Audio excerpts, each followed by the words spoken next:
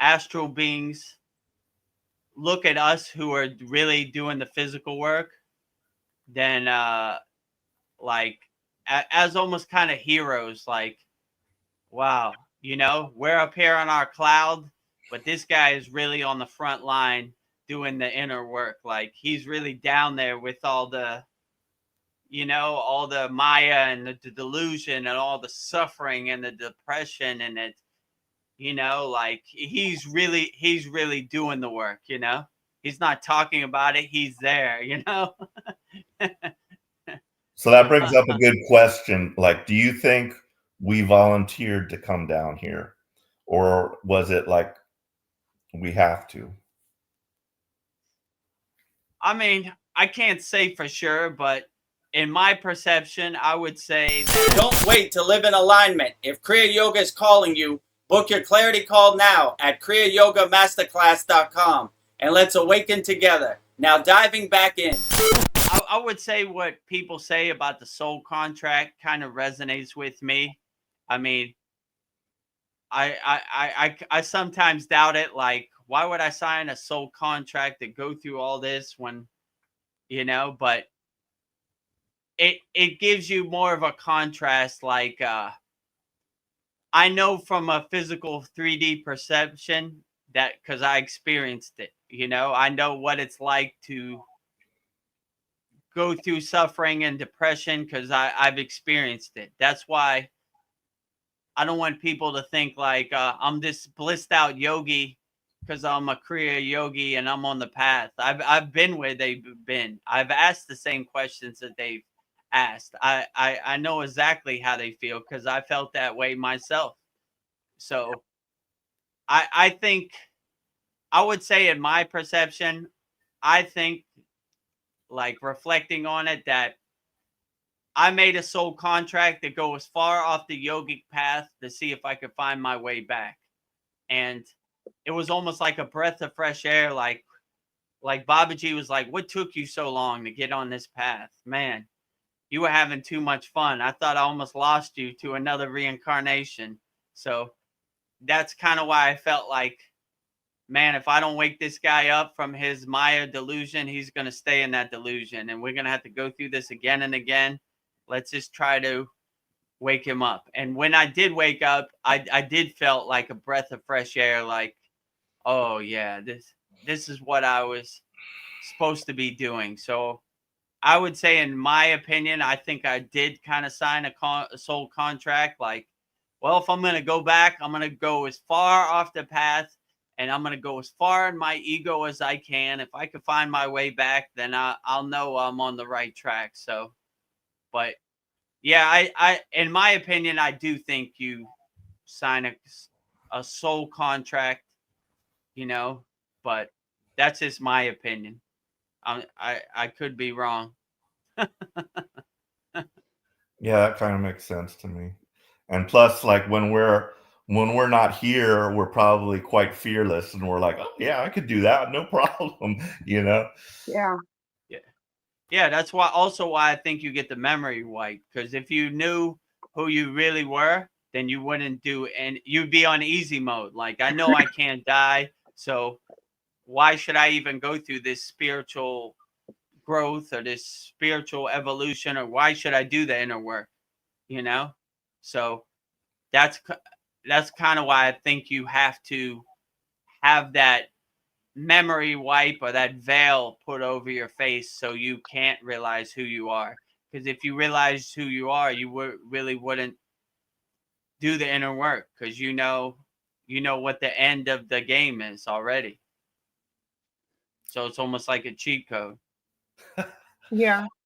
On that thought, like, if I had a soul contract and there's certain things I need to accomplish, sometimes I think maybe it's a gift if I don't get what I want, because it's like totally off track of what I'm supposed to be doing. So maybe not getting what I want is a gift.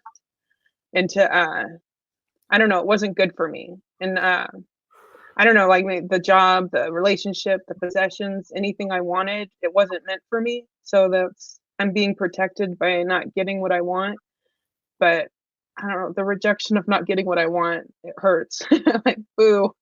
But yeah, maybe it's a gift to not get what I want. Yeah, I understand. Like, this world doesn't really happen the way you want it to happen. It happens the way it happens. So like sometimes things you think you do want almost become a gift when you don't get it, because it kind of gives you that cheat code or that lightning path where you don't, if you could win a marathon in the first 500 steps, what would be the point of going through the whole process of the marathon? So it's more of you begin to realize it's more of a marathon than a sprint. Like, these are some things you need to go through to greatly more appreciate the spiritual path than not appreciate the spiritual path. But it's difficult. Believe me, I question myself every day also, you know? It's difficult out here. Am I doing the right thing? Why should I do all this work and not really see any benefits from it and this and that? And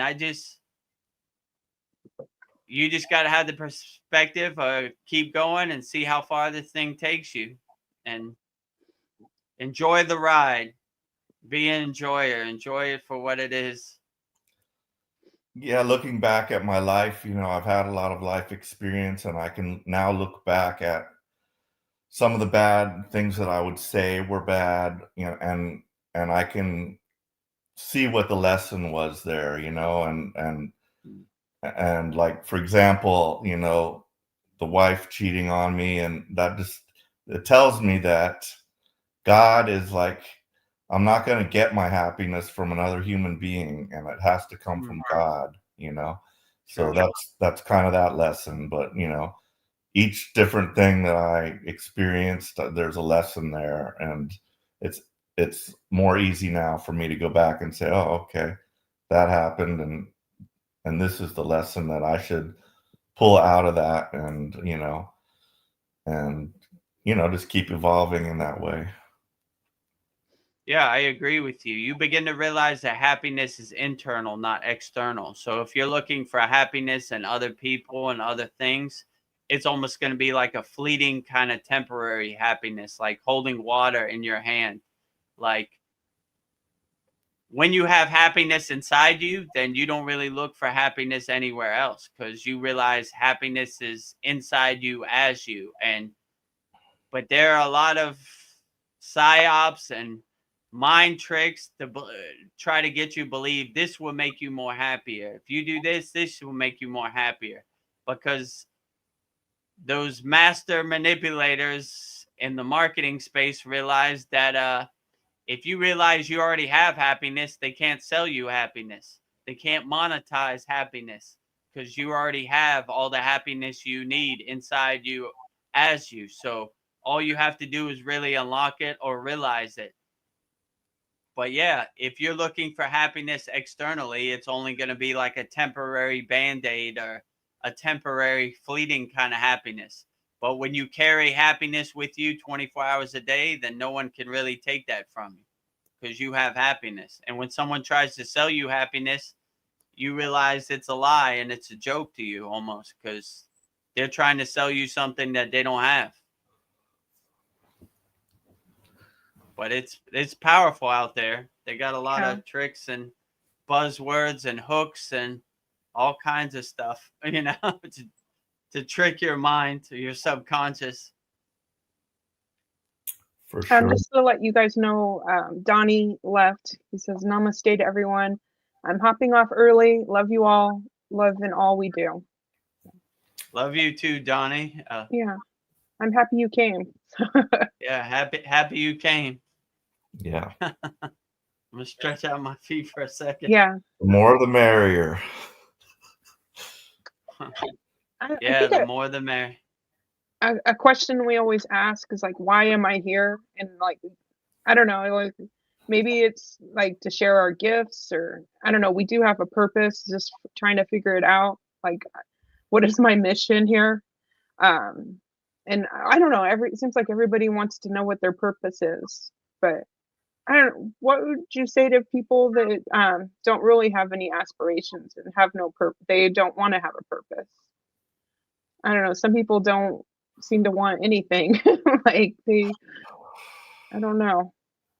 I mean, I don't really have a purpose. I'm just Yeah. kind of going with the flow myself. Yeah. So, I mean, I would say try trying to make too much sense out of it. You'll probably get disappointed. I don't even know what my purpose is. Like, I'm just trying to go with the flow and see where this takes me and do my inner work, and that's as that's where it takes me. Like, Yeah. let's see what at least I'll know what's going to happen. Like, I don't want to be on my deathbed and be like, "Oh, I have regrets. I should have tried." I try everything and see what happens and see what maybe it worked, maybe it doesn't work. I don't know. We'll see what happens, you know? Like when I got on the path of Kriya Yoga, I really I got initiated as many times as I could. I got it certified as many times as I could. I wanted to learn every asana. I wanted to learn every pranayama. I wanted to learn every meditation, every mantra, so I could have a wealth of knowledge that I could see, right? I want to know everything.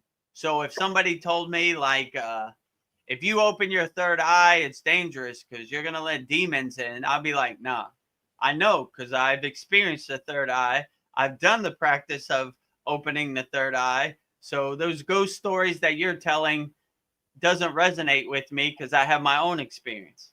So I don't want people to tell me about what different asanas are. I know what they are because I did them, you know? So when you have that wealth of experience, then no one can really tell you what is right or wrong because you know for yourself. But yeah, I mean, my guru used to always say, too serious, Vedguru Dev, too much thinking, not enough, less thinking, more doing, you know? So I don't even know, like at this point in my spiritual evolution, I don't even know what my purpose is, or I'm not even really trying to think about it. I'm just doing what I do and let it lead me where it leads me. And that's where I'll be. I'm not trying to Yeah. overthink it too much. Like I'm just going with the flow, you know? Not too serious, not too much thinking, just more surrendering and just going with the flow. Wherever it takes me, that's where it takes me, you know? And if one day I go before the council of elders or whatever, I'll be like, I did exactly what I did. Turn the page, you know? Yeah, So maybe that's the trick, just going with the flow, what makes you excited. I don't know, having no regrets. Just whatever, like, I don't know, follow your bliss. Like yeah, whatever. like helping people, doing what resonates with you, do what makes you happy, not what other people think makes you happy. Just do the best you can with the tools you got, and I don't see really how you could go wrong. You just do the best you can. That's the best way I would Yeah. say it. Like, What would you say to someone who they've figured out this world is all Maya and that nothing really matters, and they think, okay, this is all Maya, this is really just a dream that I'm going to wake up for, so nothing matters, I can just go ahead doing whatever, bad, I would just call it bad stuff, just drink, do this, I don't need yoga, anything like that. What would you say to that person?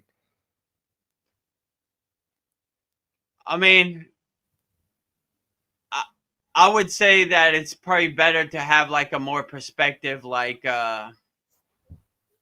it's better to not give up. It's better to keep going, like putting one foot in front of the other and see how far it takes you. So like it if you just kind of give up and say, "Oh, this is a Maya world. I don't need no tools. I'm just gonna let happen what's gonna happen." It could be more overwhelming and it could overcome you. So I would just say like understand you're the king of your castle and you're in control and you don't want other people's perceptions to become your perceptions, and you just do your inner work, do the techniques that uplift you and make you feel good and help get you through the day. These are the best techniques. And I would say the world is too overwhelming to try to, it's like trying to fight King Kong without any weapons, King Kong will overcome you every time. Like that tidal wave of the ocean of the Maya delusional world, you'll get swept up in it. But if you have like some tools, you have a boat, you have some life preservers, you could overcome it a lot better. And you have a way better mindset to deal with the Maya delusional world.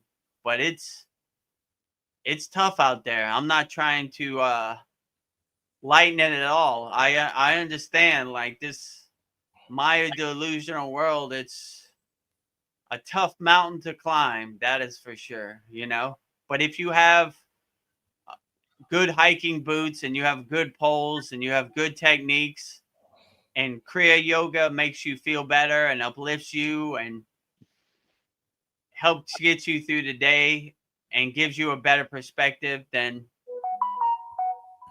it will help you in your daily life if you integrate it. Let's say it like that. I kind of wonder what happens also to people that like commit suicide. I wonder if there's a penalty or if it's just a repeat, Mhm. I mean, it's hard to say because people say they've come back from that, but no one really says. I would say probably the second that you do that, you probably realize you made a mistake and it's too late to go back. Let's say it like that, in my perception. So I would just accept who you are in this present moment and try to do the best you can with what you got, like regardless of what happens in the external Maya delusional world, become more the detached witness than attaching to any kind of narrative or any kind of identity. More be the detached kind of witness, and don't let anything affect you, no matter what it is, right?